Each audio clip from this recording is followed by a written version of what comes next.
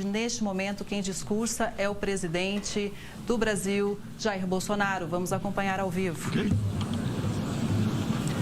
Ok. Senhor Csaba Kőrösi, presidente da 77ª Assembleia Geral das Nações Unidas, senhor Antônio Guterres, secretário-geral das Nações Unidas, senhoras e senhores, chefes de Estado, de governo e de delegações.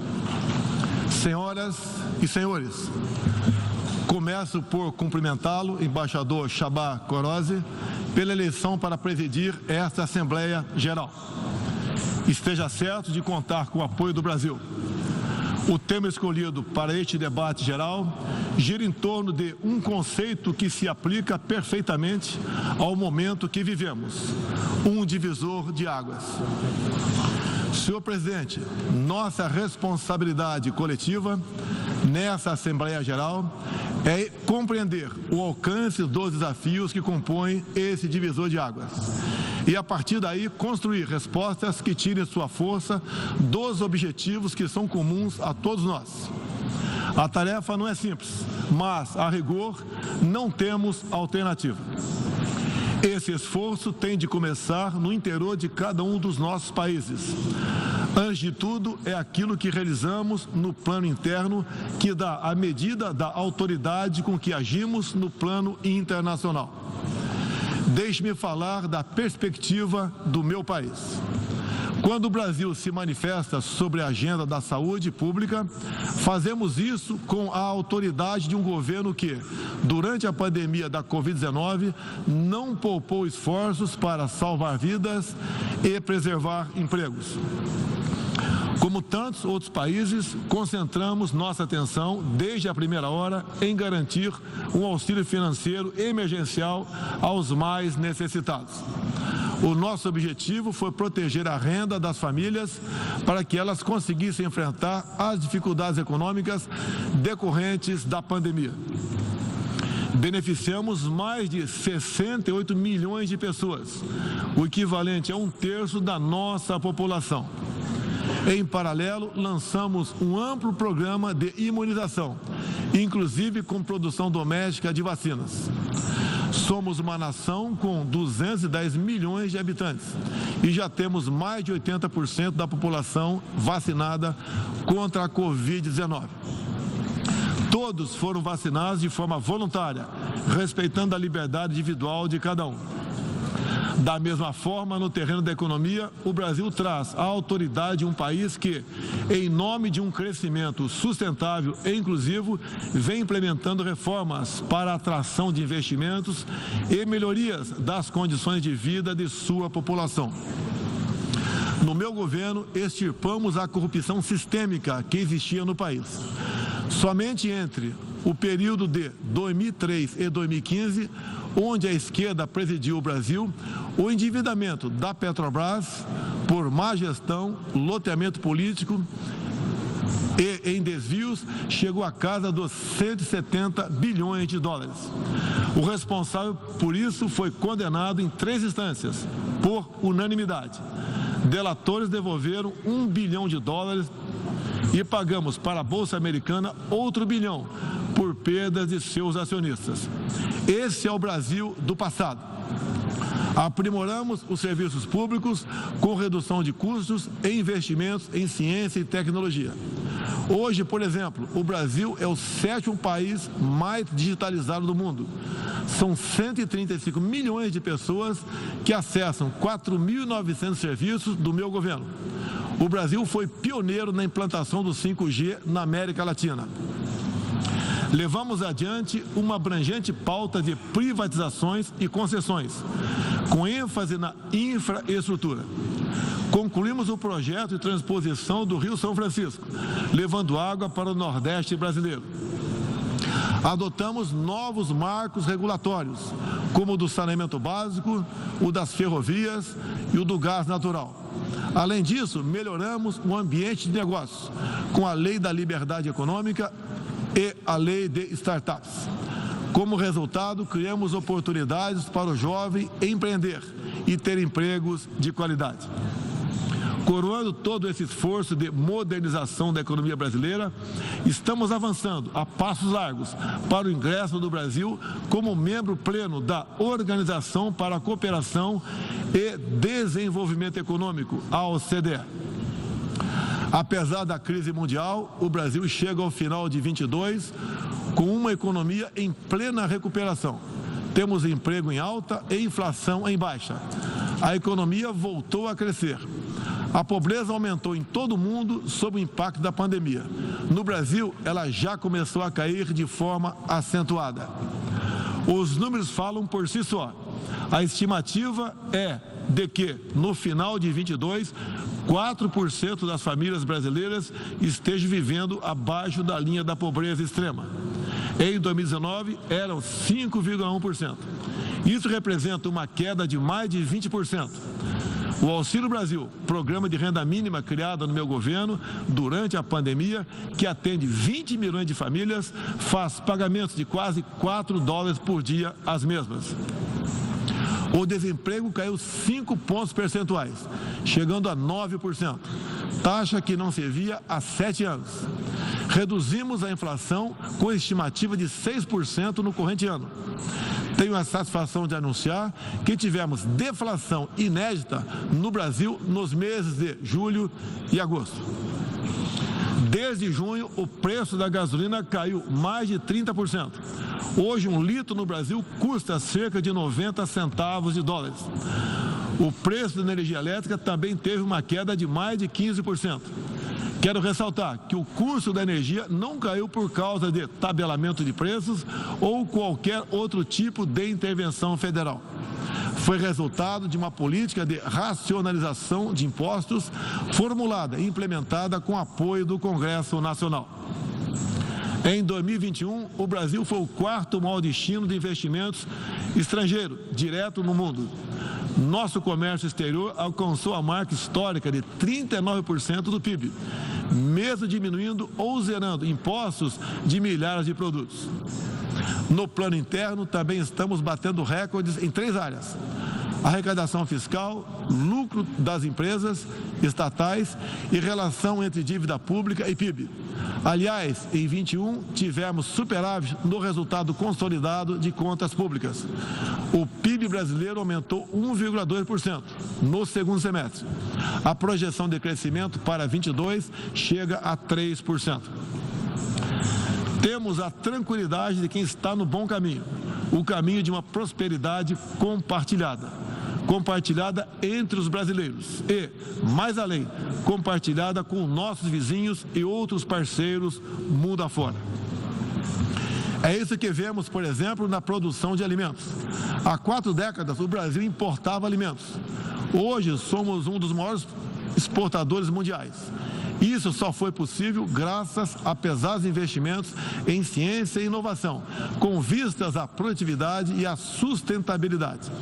Faço aqui um tributo à pessoa de Alisson Paulinelli, candidato brasileiro ao Prêmio Nobel da Paz, por seu papel na expansão da fronteira agrícola brasileira com o uso de novas tecnologias.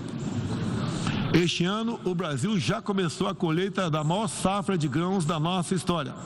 Estima-se pelo menos 270 milhões de toneladas. O Brasil também, em poucos anos, passará de importador a exportador de trigo. Para o período de 22-23, a previsão é que a produção total ultrapasse os 300 milhões de toneladas. Como afirmou a diretora-geral da Organização Mundial do Comércio, em recente visita que nos fez, se não fosse o agronegócio brasileiro, o planeta passaria fome, pois alimentamos mais de 1 bilhão de pessoas ao redor do mundo. O nosso agronegócio é orgulho nacional. Senhor presidente, quero lembrar que, também na área do desenvolvimento sustentável, o patrimônio de realizações do Brasil é fonte de credibilidade para a ação internacional do nosso país. Em matéria de meio ambiente e desenvolvimento sustentável, o Brasil é parte da solução e referência para o mundo. 2/3 de todo o território brasileiro permanece com vegetação nativa, que se encontra exatamente como estava quando o Brasil foi descoberto em 1500. Na Amazônia brasileira, área equivalente à Europa Ocidental, mais de 80% da floresta continua intocada, ao contrário do que é divulgado pela grande mídia nacional e internacional. É fundamental que, ao cuidarmos do meio ambiente, não esqueçamos das pessoas. A região amazônica abriga mais de 20 milhões de habitantes, entre eles indígenas e ribeirinhos, cuja subsistência depende de algum aproveitamento econômico da floresta. Levamos internet a mais de 11 mil escolas rurais e a mais de 500 comunidades indígenas. O Brasil começou sua transição energética há quase meio século, em reação às crises do petróleo daquela época. Hoje temos uma indústria de biocombustíveis moderna e sustentável. Indústria que contribui para a matriz energética mais limpa entre os países do G20. Cerca de 84% da nossa matriz elétrica atualmente é renovável. E esse é o objetivo que muitos países desenvolvidos esperam alcançar somente depois de 2040 ou 2050. No ano passado, o Brasil foi escolhido pelas Nações Unidas como o país campeão da transição energética. Temos capacidade para ser um grande exportador mundial de energia limpa. Contamos com um excedente já em construção, que pode chegar a mais de 100 gigawatts, entre biomassa, eólica, terrestre e solar, além da oportunidade ainda não explorada de eólicas marítimas de 700 gigawatts, com um dos menores custos de produção do mundo. Essas fontes produzirão hidrogênio verde para exportação. Parte dessa energia 100% limpa abre a possibilidade de sermos fornecedores de produtos industriais altamente competitivos, especialmente no Nordeste brasileiro, com uma das menores pegadas de carbono do mundo. A agenda do desenvolvimento sustentável é afetada de várias maneiras pelas ameaças à paz e à segurança internacional. Erguemos as Nações Unidas em meio aos escombros da Segunda Guerra Mundial.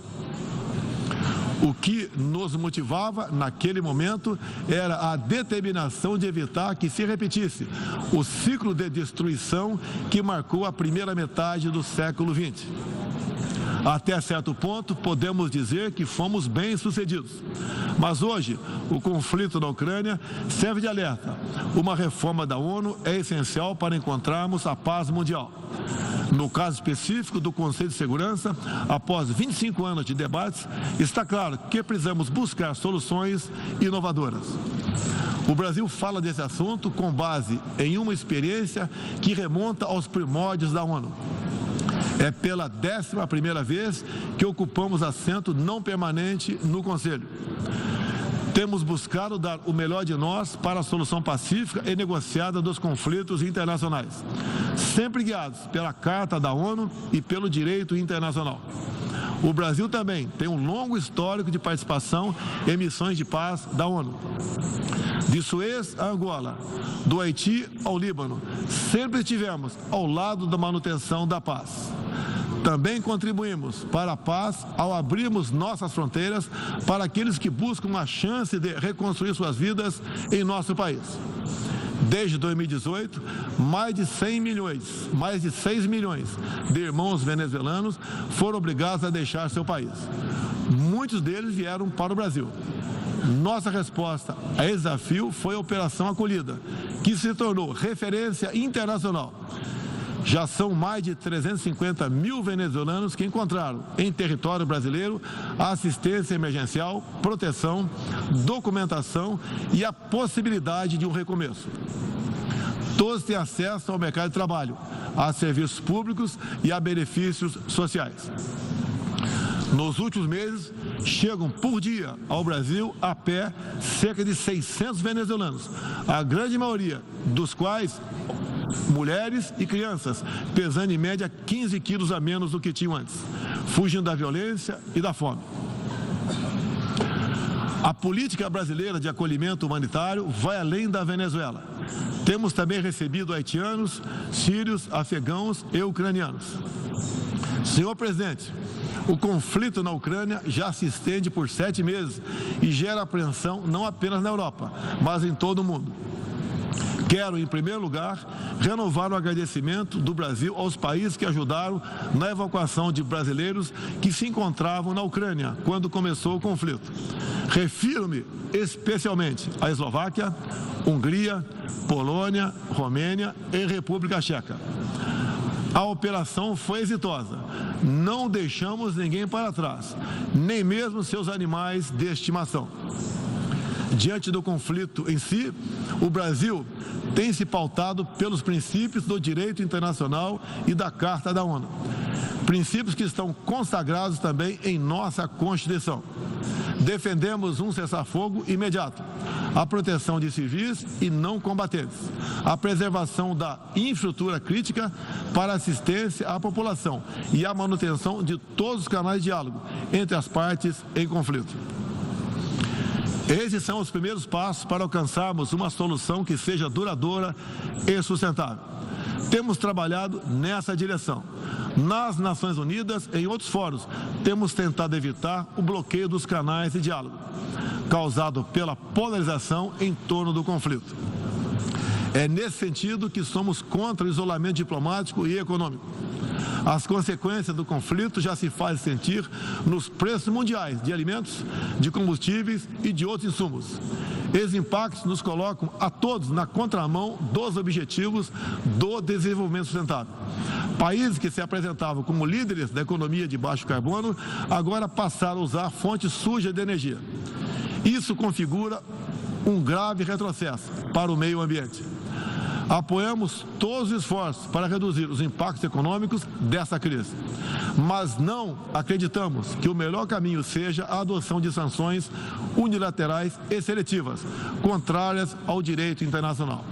Essas medidas têm prejudicado a retomada da economia e afetado os direitos humanos de populações vulneráveis, inclusive em países da própria Europa. A solução para o conflito da Ucrânia será alcançada somente pela negociação e pelo diálogo. Faço aqui um apelo às partes, bem como a toda a comunidade internacional. Não deixe escapar nenhuma oportunidade de pôr fim ao conflito e de garantir a paz.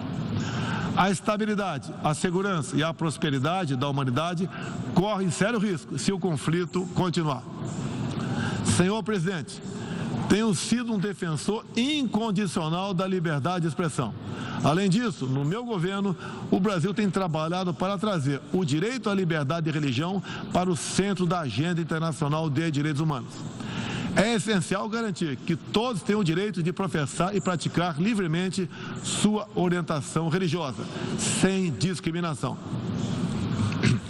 Quero aqui anunciar que o Brasil abre suas portas para acolher os padres e freiras católicos que têm sofrido perseguição do regime ditatorial da Nicarágua. O Brasil repudia a perseguição religiosa em qualquer lugar do mundo.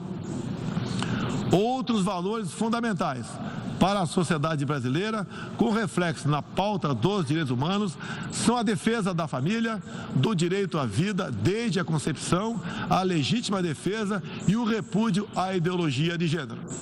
Quero também destacar aqui a prioridade que temos atribuído à proteção das mulheres. Nosso esforço em sancionar mais de 70 normas legais sobre o tema desde o início do meu governo, em 2019, é prova cabal desse compromisso. Combatemos a violência contra as mulheres com todo rigor.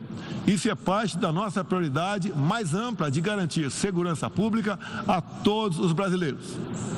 Os resultados aparecem em nosso governo. A queda de 7,7% no número de feminicídios e diminuição do número geral de mortes por homicídio. Em 2017, eram 30 mortes por 100 mil habitantes. Agora são 19. A violência no campo também caiu ao mesmo tempo que aumentamos a regularização da propriedade da terra para os assentados. No meu governo, entregamos 400 mil títulos rurais, 80% deles para as mulheres. Trabalhamos no Brasil para que tenhamos mulheres fortes e independentes, para que possam chegar aonde elas quiserem. A primeira-dama, Michele Bolsonaro, trouxe novo significado ao trabalho de voluntariado desde 2019, com especial atenção aos portadores de deficiências e doenças raras.